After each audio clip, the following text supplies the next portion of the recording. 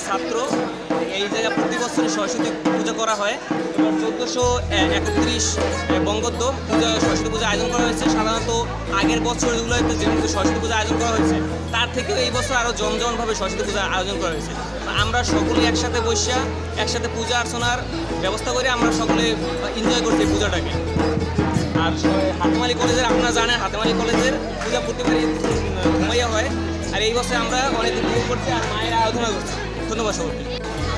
আমার নাম হচ্ছে শ্রাবণী মণ্ডল। আমরা 2 দিন যাব কলেজের অনুষ্ঠান উপলক্ষে, মানে আমাদের সরস্বতী পুজো উপলক্ষে যে আয়োজন করেছি, মানে রাত্রব্যাপী প্লাস মানে সবাই একসাথে পুজো দেখতে, মানে মূর্তি আনা প্লাস একসাথে সাজানো ডেকোরেশন সবার দায়িত্ব ছিলাম আমরা। তো খুবই ভালো কাটতেছে আজকে পুজো, আর এত সুন্দর ডেকোরেশন দেখে নিজেরা সাজাইছি নিজেদের তো খুবই ভালো লাগছে।